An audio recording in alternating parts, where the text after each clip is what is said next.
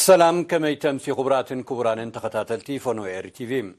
ساعة شعات تمشت كوينون لهم سولوس اسران كلتن حاسس تادلالوه هاقراون زيناتات حزنا لكم كريمنا لنا كسافت سامان مكتتالكم بخبر زعد ميفرم قدي بغندي نتبتاتو خافلم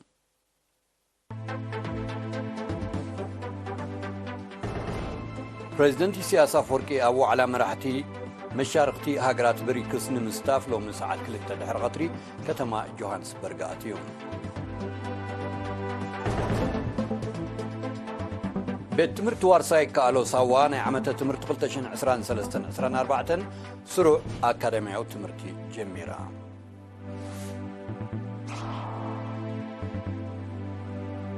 أما حضرت خبابيتات أكاد تسراحن من محدار الزبان لوقو عن سبا سلطنا تواهيبهم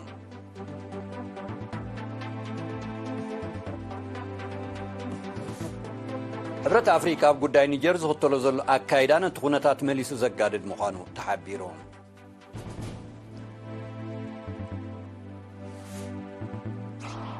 ناب يوكرين زل أخذلو واتهادرون فينانسون دقف عميق مرببات متفاق كمز فترة تقليسو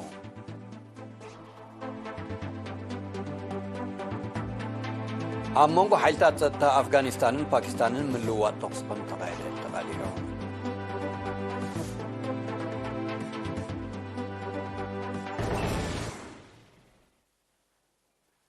بريزيدنت سياسة فوركي بريزيدنت انغاري تاغر دوب أفريقيا سيريل رامافوزا بزقبور العلم مسرت أبو على مراحتي مشارق تهاجرات بريكس نمستاف لهم ساعات كلتا دحر غطري كتما جوهانسبرغ آتيوم بريزيدنت سياسة أغرام عرفون فرتي أوليفر تامبو أبزاتو منستر تعنا جو باش لازر كبوم سبا سلطان بناي كبري سلفن بهلاو صوتان تقبلوا مام أبتناي مقبال سنسرعة أمباسادر إيرترا أب ريبابليك دوب أفريقيا صالح عمر ترخيبون يروم بريزيدنت سياسة لهم ساعة شوعتين أين قويقا بسمرات بقديسوم منستر قديات وصاعة عثمان صالحن مس بريزيدنت سياسة فوركي حبيرو تقوعيز اللهم نبرازيل روسيا هندي تشاينا دوب أفريقيا زحقوا في كسري بريكس مبل 10 تحمشتوا على مرحة أبال هاجرات كاب عسران كلتن كساب عسران 4 النحاسة أب كتما جوهانسبرغ ككانيوم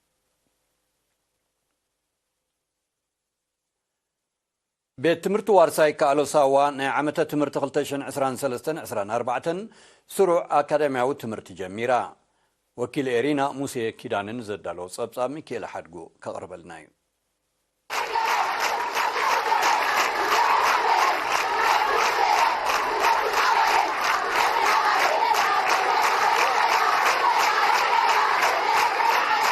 سرتو كلتا كفل تمرتهم نمززامنا بيت سمرتي وارساي كالو ساواز ورورو أبالات مبل ساسان شديشن زوري هاقرا وقلقلوت لومي عسران كلتان حسنة عامة كلتشن عسران سلسان كلتشن عسران 4 سروع أكاديمية تمرتي جميرهم تمال عسران حدنا حساب استقبرو وقعو مخفت مدب رئيس ممرتا بيت سمرتي ممر رئيسون قبري وات نتمهارو مصحف الشاو ممرحن حقاقاتن بيت سمرتي دحرم الليلاي ممهارانن آليتن نمحقازوم أبقونهم سلزلو أرهبوهم أبتمرتي بمقبار فلتن مدلاب أبرتيعم كسرحو التحساسيبهم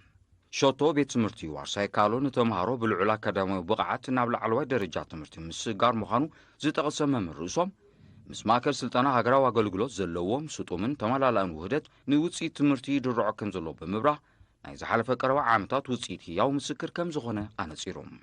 قطر تمهارو كام نايز حالف عامت بستا 34.5 ميتات كم زوصغب بمبرا قون سروع أكاديمية تمرتي سبورتاون بهلاو نتفتات ودرات حافظ فلتت كتعن مدرن سمينارات كمون مزناقع مدباتن معطوتن تسريع كمزلو قليتهم تمهارو بزهابو ريتو ببوان زوهاو ماستمرون وياو مخرن عم مزانم لعل تسويت كمزلو بمقلاص بقوع فلتت كسيموم نابل علو تكالات تمرتي كتصنبرو أبرتعون كمسرحو الرقاقيتهم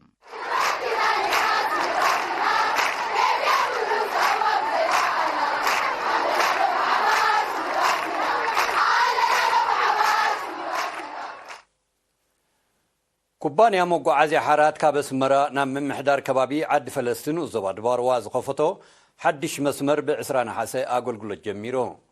أبتقات أميس ترغب قزياوي أكايد سراح كوباني حارات أتون قسا قرزجير كابد باروا كسام من محدار كبابي عد فلسطين 30 كيلومتر زنوحاتو حدش ترقيا بمرز حمس لستسرحي مسمر كخفتو كم زوصن بمحبار نبرتي أب مكتتالون مكنخانون كنطفو الزخاخيروم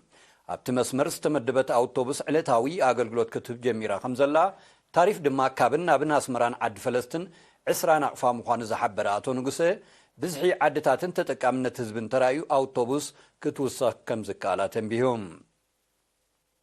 ኣመሓዳሪን ዞባ ኣድባር ኣቶ ፍረ ወንጌል ተክለ ሃይማኖት ብወገኑ 13 ዓድታት ተጠቀምቲ ናይቲ ኣገልግሎት ምዃንን ብምጥቃስ ንህዝቢ ዮሃና ኢሎም ነበርቲ ድማ ቀጻልነት ናይቲ ኣገልግሎት ንምውሓስ ነቲ መስመር ክከናኸንዎ ኣብ ዝበላሸወሉ ድማ ብወፈራ ክጽግንዎ ምዃኖም ገሊጾም ኣብ ዞባ ኣድባር ትርከብ ምምሕዳር ከባቢ ዓዲ ፈለስቲ ካብ ኣስመራ 66 ኪሎ ሜትር ርሒቓ ትርከብ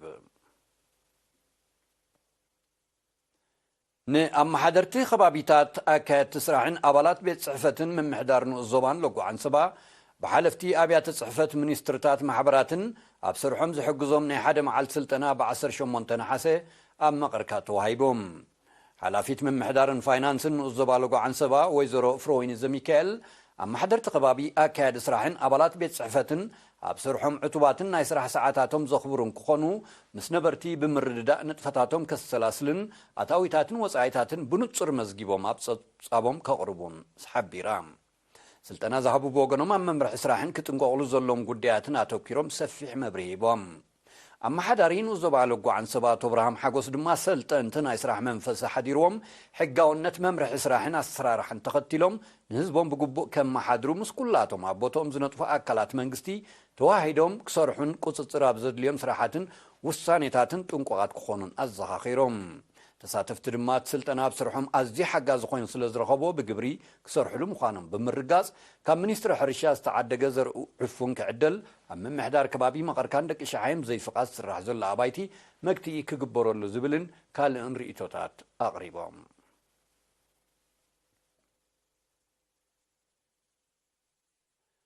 ክቡራትን ክቡራንን ቀፂሉ ዝቐርብ ዜናታት ሃገራት ወፃኢ ንምክትታልኩም ደጊመ ብኽብሪ ዕድመኩም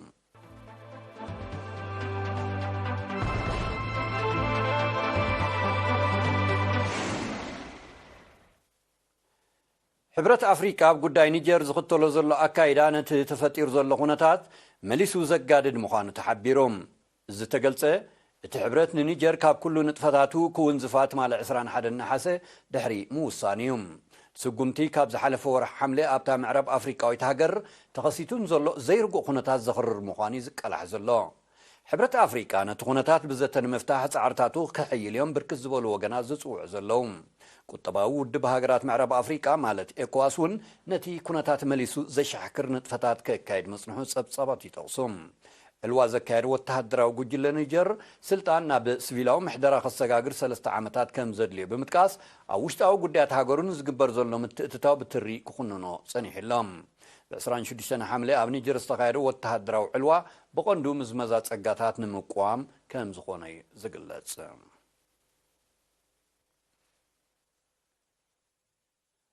ናብ ዩክሬን ዝለኣኽ ዘሎ ገዚፍ ወተሃደራውን ፊናንሳውን ደገፍ ኣብታ ሃገር ዓሚቕ መርበባት ምጥፋእ ከም ዝፈጠረ ተገሊጹ እቲ ተሪኦ ብሰንኪ ኩናት ኣብታ ሃገር ተፈጢሩን ዘሎ ፖለቲካውን ማሕበረ ቁጠባውን ጸገም መሊሱ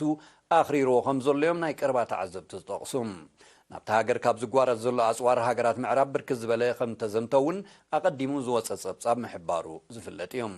ፕሬዚደንት ቮሎዲሚር ዘለንስኪ ነቲ ተሪኦ ሓድሽ ውግእ ክብል ብምግላጽ ኣንጻር ምጥፋእ ዝሰርሕ ፍሉይ ኣሃዱ ከም ዘቆመ ዝዝከር እዮም እንተኾነ ግና እቲ ክስተት ሱር ሰዲዱ ምህላው ዝገልጹ ናይ ቀረባ ተዓዘብቲ ብቐሊሉ ዝግታእ ከም ዘይመስል ይእምቱ ንሩስያ ንምድኻም ተባሂሉ ናብ ዩክሬን ዝለኣኽ ዘሎ ወተሃደራውን ፊናንሳውን ደገፍ ንዩክሬን ናብ ተወሳኺ ቅልውላው ክሸማ ከም ዝኽእል ኣቐዲሙ ክሕበር ጸኒሑ እዮም ትማሊ 21 ነሓሰ ኣብ መንጎ ሓይልታት ጸጥታ ኣፍጋኒስታንን ፓኪስታንን ምልዋጥ ተኽሲ ከም ተኻየደ ካብቲ ከባቢ ዝተፈነወ ዜና ኣረድዮም በቲ ንኣውራጃ ዋዚሪስታን ኣብ ዘዳወብ ከባቢ ዝተኻየደ ግጭት ካብ ክልቲኡ ወገን ብውሕድ 10 ወተሃደራት ከም ተቐትሉን ሓያሎ ካልኦት ከም ዝቆሰሉን ተገሊጾም ክልቲኣተን ሃገራት በቲ ጉዳይ ሕድሕደን ይወቃቐሳ ምህላውን ናይ ቀረባ ተዓዘብቲ ሓቢሮም ኣፍጋኒስታንን ፓኪስታንን ኣብ ዶባትን ብዝካየድ ተደጋጋሚ ሽበራዊ መጥቃዕትታት ክካሰሳ ከም ዝጸንሓ ጸብጻባት የረድኦም ካብ 2001 ክሳብ 2021 ን20 ዓመታት ኣብ ኣፍጋኒስታን ዝተኻየደ ወተሃደራዊ ወፍሪ ኣሜሪካ ኣብቲ ከባቢ ሽበራውያን ክጫጭሑ ምቹእ ባይታ ከም ዝፈጠረ ዝግለጽ መንግስት ሶማሊያ ቲክቶክን ቴሌግራምን ዝርከበን ሓያሎ ትካላት ማሕበራዊ መራኸቢታት አጊዶም ሚኒስትር መራኸቢታት ሶማሊያ ትማል 21 ሓሰብ ዘውፅእ መግለጺ እተን ትካላት ማሕበራዊ መራኸቢታት ዘይስነ ምግበራውን ንባህልን አነባብራን ሶማል ዝብርዝን ከምኡውን ናይ ሽበራውያን ጉጅለታት ሕሉፍ ፕሮፓጋንዳ ናይ ምጉዋሕ መሳርሕን ኮይነን ከም ዘለዋ ይገሊጾም ስጉምቲ ኽብርታትን ጸጥታን ህዝቢ ሶማል ንምውሓስ ከምኡውን ሽበራዊ ንጥፈታት ንምግታእ ከም ተወስዳ ነጺሩሎም ነዚ ካብ 24 ናሓሰ ተግባራዊ ዝኾውን እገዳ ኣብ ልዕሊ ዝጥሕሱ ሰባት ስጉምቲ ከም ዝውሰድካ ሚኒስትር መራኸቢታት ሶማሊያ አጠንቂቕሎም ኣብ ወርሒ ጥቅምቲ ናይ ዝሓለፈ ዓመት መንግስቲ ሶማሊያ ጉጅለ አልሸባብ ፕሮፓጋንዱ ኣብ ምግዋሕን መልእኽትታት ኣብ ምትሕልላፍን ከም ዝግልገለለን ዝኸሰሰን ልዕሊ 40 ገጻት ማሕበራዊ መራኸቢታት ናይ ምእጋዝ ስጉምቲ ምውሳድ እዮም ጸብጸባት ዝሕብሩ መንግስቲ ጃፓን በኒኮላሳው ጸርጊ ዝተበከለ ልዕሊ 1 ሚልዮን ሜትሪክ ቶን ማያት ትካል መመንጨው ኒኮላሳው ጸዓት ፉኩሺማ ካብ ዝመጽእ 24 ናሓሰ ናብ ባሕሪ ብምጽምባር ናይ ምእላይ ስጉምቲ ከም ዝወስድ ኣፍሊጦም መንግስቲ ጃፓን እቲ መስርሕ ክካየድ ኣብ 2021 ዓመተ ምህረት ውሳነ ከም መሓላልፍ እንከሎ ኣህጉራዊ ወኪል አቶሚካው ጸዓት ናይ ሕቡራት ሃገራት ማለት IAEA በወገኑ እቲ መስርሕ ምስ ዝካየድ ኣብ ልዕሊ መያዊ ኣካል ዘውርዶ ብከላ ከም ዘየለ ከም ዘረጋገጸ ኣብ ዝሓለፈ ወርሒ ሓምለ ሓቢሩ እዮም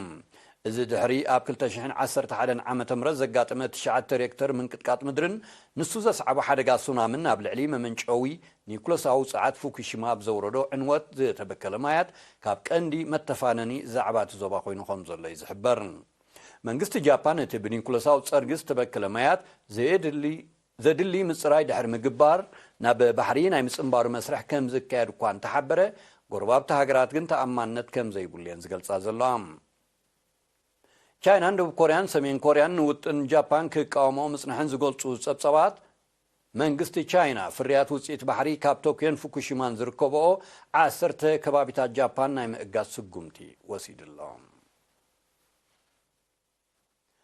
መንግስቲ ግሪክ ከተማ አቴንስ ኣብ እትርከቦ ሰፊሕ ደቡብ ክፋልቲ ሃገር ዝለዓለ መጠንቀቕቲ ሓደጋ ባርዕ መሮር ኣውጆም መንግስቲ ግሪክ ንስጉምቲ ዝወሰደ ኣብቲ ክፋል ናይቲ ሃገር ተኸሲቱ ዘሎ ልዕሊ 40 ዲግሪ ሴንቲግሬድ ዝተዓቀነ ማዕበል ኣዋዕን ብርቱዕ ደረቕ ንፋስን ብዝጠንቁ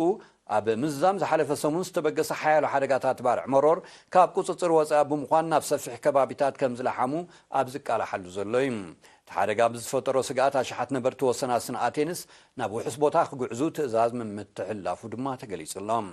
ፈረንሳ ኦፕሮስን ሮማንያን ነተባረ ኣብ ትሕቲ ቁፅፅር ንምውዓሉ ኣብ ዝካየድ ዘሎ ጽዑቕ ስራሓት ዝተሓጋገዙ ክኢላታትን ንዋትን ምልኣኽን ከዓ ተሓቢሮም ኣብ ዝተፈላለዩ ሃገራት ኣውሮጳ ተኸሲቱ ዘሎ ማዕበል ኣዋዒ ሓደጋታት ባርዕ መሮር ከየላዕል ስጋት ከም ዘሎ ጸብጸባት ሜትሮሎጂ የመልክቱ كبراتن كبرانن زيناتات نمزامو أرست زينا خدق مالكم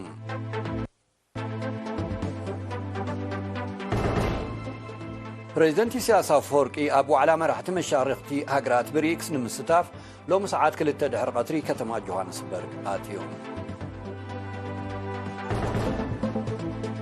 بيت تمرت وارساي كالو ساوانا عمت تمرت 2023 سروع أكاديمية وتمرتي جميرا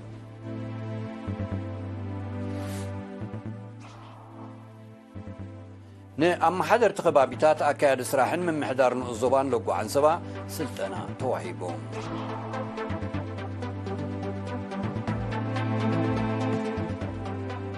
حبرة أفريقيا أب قداي نيجر زخطلو زلو أكايدان تخونتات مليسو زقاد المقان تحبيرهم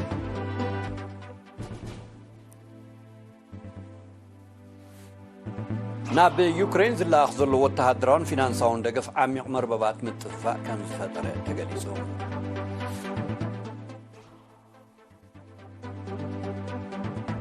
أب منغو حيلتات ستتا أفغانستان باكستان ملوات توصي كم تقايدة تقاليهم